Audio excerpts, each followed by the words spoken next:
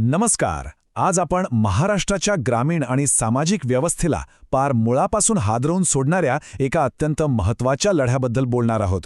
हा लढा होता महार वतन पद्धतीविरुद्धचा आणि या शोषक व्यवस्थेला नेस्तनाबूत करण्यासाठी बाबासाहेब आंबेडकरांनी उभारलेला तो ऐतिहासिक कायदेशीर संघर्ष. चला तर मग या खोलवर रुजलेल्या व्यवस्थेचा आणि ती मोडून काढण्याच्या प्रवासाचा वेध घेऊया.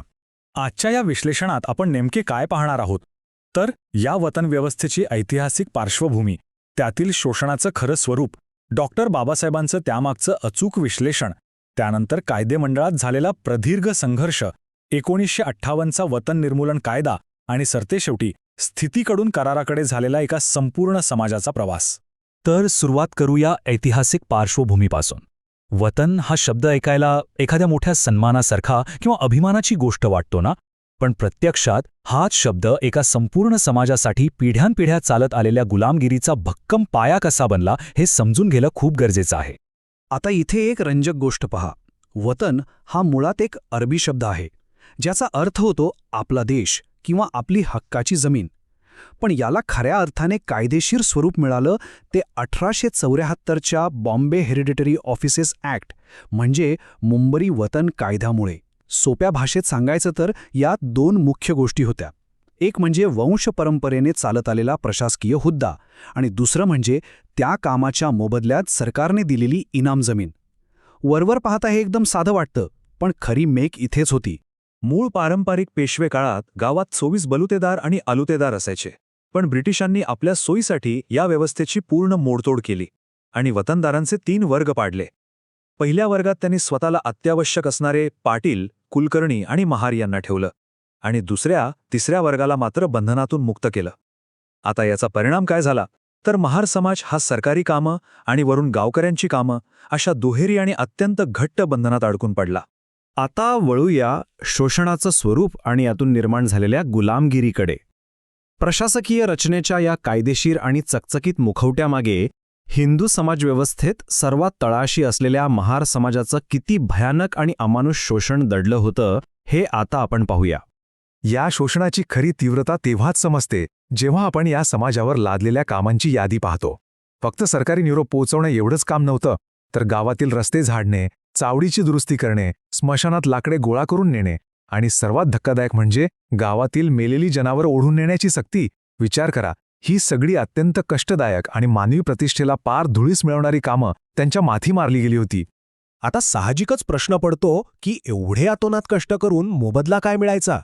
तर इनाम म्हणून मिळालेली जमीन अत्यंत खडकाळ आणि अगदी लहान तुकड्यांमध्ये विभागलेली असायची. त्यातून काहीच उत्पन्न निघायचं नाही.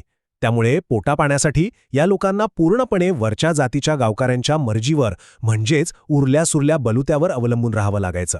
आणि जर चुकून स्वाभिमानाखातर एखादं काम नाकारलं तर थेट सामाजिक बहिष्कार. एका अर्थाने गावाची मर्जी आणि उरलेली भाकरी यावर जगण्याची सक्ती करणारी ही निव्वळ वेठबिगारीच होती.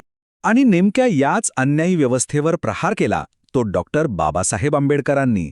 आता आपण बाबासाहेबांच्या अचूक आणि तीक्ष्ण विश्लेषणाकडे वळूया. 1920च्या दशकात केवळ एक लढवय्या नेता म्हणून नव्हे तर एक अत्यंत प्रतिभावान समाजशास्त्रज्ञ म्हणून त्यांनी या वतन व्यवस्थेचं विच्छेदन कसं केलं हे पाहणं खरोखरच थक्क करणार आहे. 1927 साली बहिष्कृत भारतमध्ये बाबासाहेबांनी लिहिलेलं एक विधान या व्यवस्थेचं काळजाला भिडणारं सत्य सांगतं. त्यांनी अत्यंत परखडपणे मांडलं की या समाजाला एकाच वेळी 2 धण्यांची सेवा करावी लागत आहे. एकीकडे ब्रिटिश सरकार आणि दुसरीकडे गावाची रयत. सरकार स्वतःची सगळी कठीण कामं फुकटात करून घेतंय आणि मोबदल्याची जबाबदारी मात्र सोयीस्करपणे रयतेच्या दयाबुद्धीवर ढकलून मोकळं होतंय.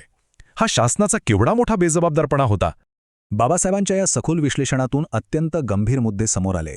वतनाच्या त्या छोट्याशा जमिनीमुळे आपण गावचे मानकरी आहोत हा निव्वळ एक खोटा भ्रम होता, ज्याने समाजाचा स्वाभिमान आणि प्रगतीची महत्वाकांक्षा पूर्णपणे नष्ट केली होती.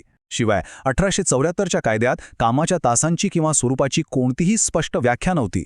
याचा भयंकर परिणाम म्हणजे एका माणसाच्या बदल्यात त्याच्या घरातील स्त्रिया आणि लहान मुलांनाही राबवून घेतलं जायचं. आणि या सगळ्यावर कडी म्हणजे स्थानिक अधिकाऱ्यांच्या भ्रष्टाचारापासून त्यांना वाचवणारी कोणतीही कायदेशीर तरतूद अस्तित्वातच नव्हती. या अभ्यासानंतर आणि विश्लेषणातूनच खऱ्या लढ्याची ठिणगी पडली. आता आपण पाहणार आहोत तो कायदेमंडळातील ऐतिहासिक संघर्ष. कारण वंश परंपरागत गुलामगिरीच्या या साखळ्या तोडण्यासाठी रस्त्यावरच्या लढ्यासोबतच थेट कायदेशीर लढाई लढणं आता अत्यंत गरजेचं बनलं होतं. या संघर्षाचा प्रवास काही एका रात्रीत झालेला नाही, तो अनेक दशकांमध्ये पसरलेला आहे. 1927च्या बहिष्कृत भारतमधील अग्रलेखांपासून सुरू झालेला हा प्रवास 1928मध्ये मुंबई कायदेमंडळात मांडलेलं पहिलं बिल, त्यानंतर 1937मध्ये स्वतंत्र मजूर पक्षाच्या माध्यमातून नव्याने मांडलेलं बिल आणि अखेर 1958मध्ये वतन निर्मूलन कायद्याला मिळालेली ऐतिहासिक मंजुरी. हा एक प्रदीर्घ आणि खडतर प्रवास होता, ज्यासाठी अतिशय अचूक कायदेशीर रणनीती आणि तळागाळातील जनआंदोलन या दोन्ही गोष्टींची नितांत आवश्यकता होती. डॉक्टर आंबेडकरांनी त्यांच्या 1928च्या महार वतन बिलामध्ये 3 अत्यंत व्यावहारिक आणि खऱ्या अर्थाने क्रांतिकारक उपाय सुचवले होते. पहिला म्हणजे कम्युटेशन, म्हणजेच ठरलेला महसूल भरून जमिनीची कायमस्वरूपी मालकी मिळवणे. दुसरा उपाय होता वेतन पद्धती, म्हणजेच कामाचा मोबदला रयतेच्या मर्जीवर न सोडता थेट सरकारी तिजोरीतून रोख स्वरूपात मिळणे. आणि तिसरा आणि सर्वात महत्त्वाचा म्हणजे राजीनाम्याचा अधिकार, जमिनीचा हक्क न गमावता वाटेल तेव्हा या वतनी कामाचा राजीनामा देण्याचं स्वातंत्र्य. पण दुर्दैवाने सुरुवातीच्या या बिलांना पुराणमतवादी विरोधकांनी तीव्र विरोध करून हाणून पाडलं. पण म्हणून लढा थांबला का? बिलकुल नाही. उलट तो अधिक तीव्र झाला. 1937चं स्वतंत्र मजूर पक्षाचं बिल आणि विशेषतः कर्मवीर दादासाहेब गायकवाड यांच्या नेतृत्वाखाली उभं राहिलेलं झंझावाती जनआंदोलन यांनी या चळवळीत अक्षरशः प्राण फुंकले.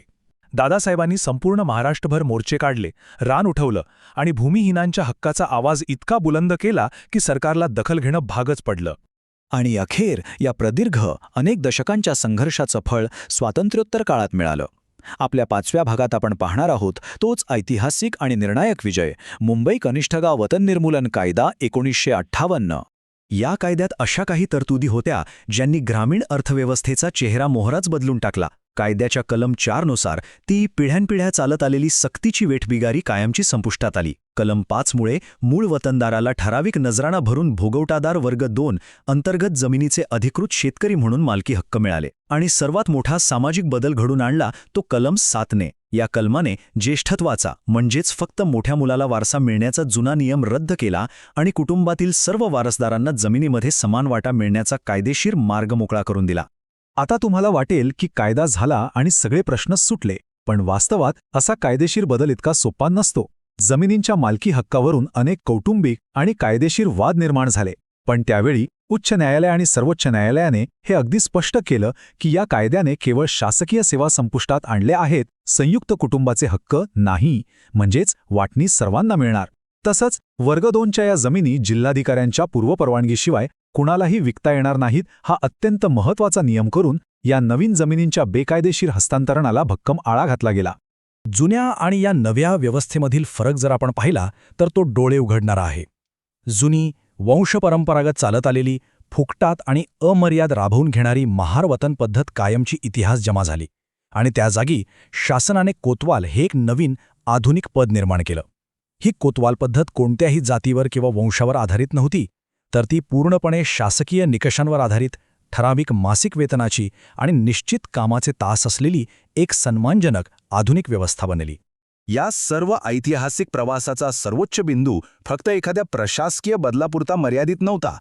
आपण आता या विश्लेषणाच्या शेवटच्या भागाकडे आलो आहोत आणि तो म्हणजे एका संपूर्ण शोषित समाजाचा स्थितीकडून कराराकडे झालेला विलक्षण प्रवास. डॉक्टर बाबासाहेब आंबेडकरांचा हा स्थितीकडून कराराकडे जाण्याचा विचार या संपूर्ण लढ्याचा खरा आत्मा आहे. विचार करा, पूर्वी समाजातील एखाद्या व्यक्तीचं स्थान केवळ तिच्या जन्मावरून किंवा तिच्या जन्मजात स्थितीवरून ठरत होतं. पण या लढ्याने ती अमानवीय चौकट मोडून काढली आणि व्यक्तीला तिच्या स्वतःच्या क्षमतेनुसार पूर्ण स्वातंत्र्याने करार करण्याचे कायदेशीर अधिकार मिळवून दिले. हा केवळ एक राजकीय नाही, तर अत्यंत मोठा वैचारिक आणि तत्त्वज्ञानात्मक विजय होता. आणि म्हणूनच या संपूर्ण विषयाचा समारोप करताना एक अत्यंत ज्वलंत प्रश्न आपल्यासमोर उभा राहतो. 1958च्या वतन निर्मूलन कायद्याने सरंजामशाहीच्या त्या जुन्या साखळ्या नक्कीच तोडल्या, पण आजही ग्रामीण भागात या वर्ग 2 जमिनींच्या खरेदी विक्रीचे प्रलंबित असलेले कायदेशीर वाद आणि अल्पभूधारक शेतकऱ्यांचे आर्थिक प्रश्न तसेच आहेत. हा आजचा नवा संघर्ष आधुनिक ग्रामीण अर्थकारणाला कसा आकार देतोय आणि त्यातून मार्ग कसा काढायचा, या प्रश्नावर आपण सर्वांनी मिळून नक्कीच विचार करायला हवा. हे सविस्तर विश्लेषण ऐकल्याबद्दल आणि या प्रवासात सोबत राहिल्याबद्दल खूप खूप धन्यवाद.